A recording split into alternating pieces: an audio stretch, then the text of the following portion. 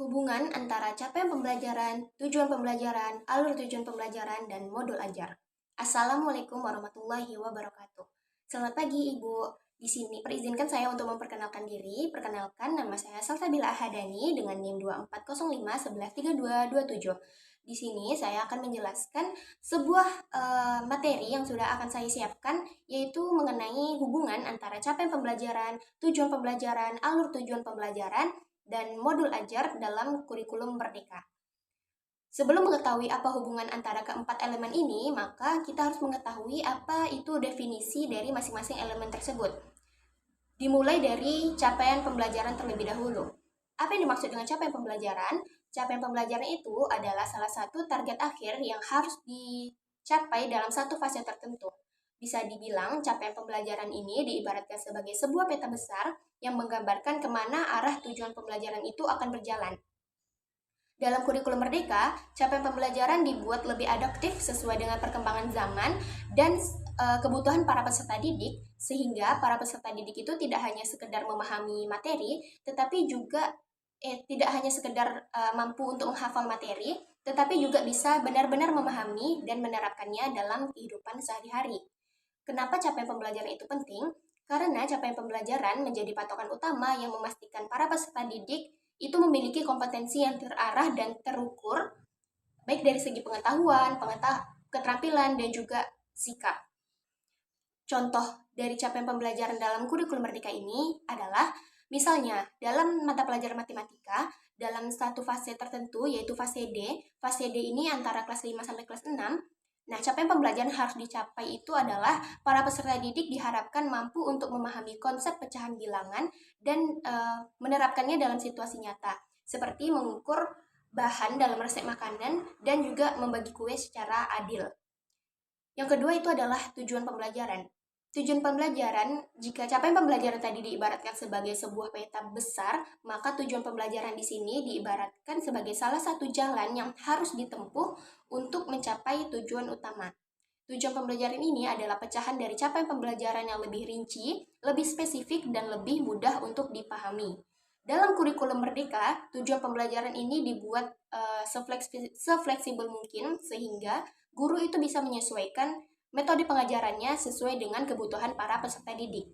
Tujuan pembelajaran ini membantu agar pembelajaran tidak hanya fokus, agar pembelajaran ini bisa lebih fokus dan tidak hanya menarget dan tidak hanya untuk mengejar target kurikulum aja, tetapi juga memastikan bahwa peserta didik itu benar-benar memahami apa yang diajarkan oleh gurunya. Tentu muncul pertanyaan, apa yang membedakan antara capaian pembelajaran dan juga tujuan pembelajaran? Nah, kalau capaian pembelajaran itu berbicara tentang hasil akhir dari satu fase tertentu.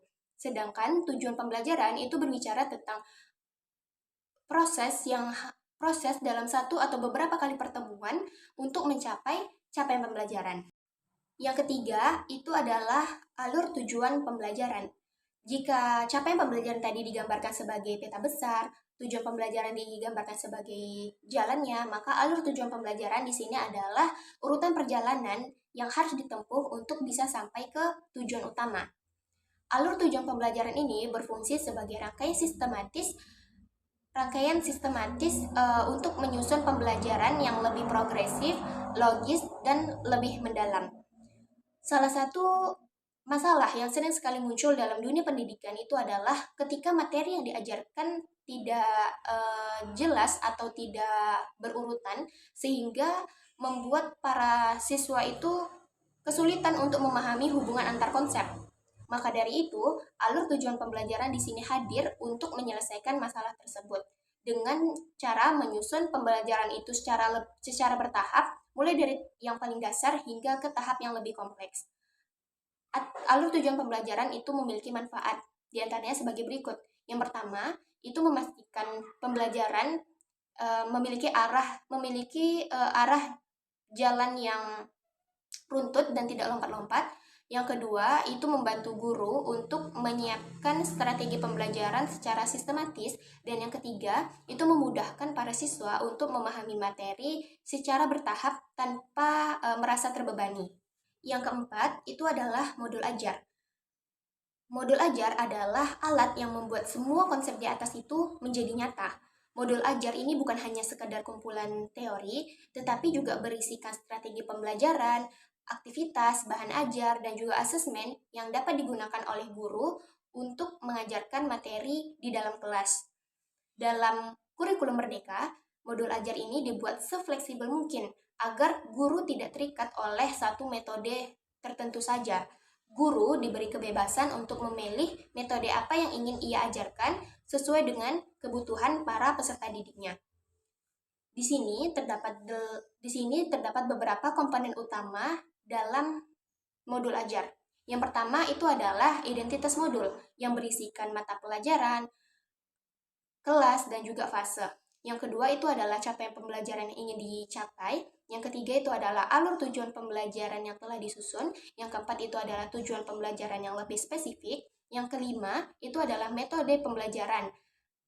Metode pembelajaran seperti metode pembelajaran seperti apa yang diinginkan, apakah itu sistem diskusi, eksperimen, ataupun proyek. Yang keenam itu adalah media belajar seperti buku, video, alat peraga, dan sebagainya. Dan yang terakhir itu adalah asesmen dan evaluasi, yaitu cara guru untuk dapat memberikan penilaian terhadap pemahaman para peserta didiknya. Kesimpulan dari materi yang saya jelaskan keseluruhannya adalah keempat elemen ini adalah elemen yang saling berkaitan dan tidak dapat dipisahkan. Jika diibaratkan sebuah perjalanan, maka capaian pembelajaran itu diibaratkan sebagai destinasi akhirnya, tujuan pembelajaran itu diibaratkan sebagai perjalanan yang harus ditempuh, alur tujuan pembelajaran itu adalah rute perjalanan agar pembelajaran tidak lompat-lompat dan dapat berjalan secara runtut, dan yang terakhir itu adalah modul ajar sebagai sumber daya yang digunakan agar perjalanan itu lebih efektif dan lebih menyenangkan. Mungkin sekian materi yang dapat saya sampaikan mengenai hubungan antara capaian pembelajaran, tujuan pembelajaran, alur tujuan pembelajaran, dan modul ajar.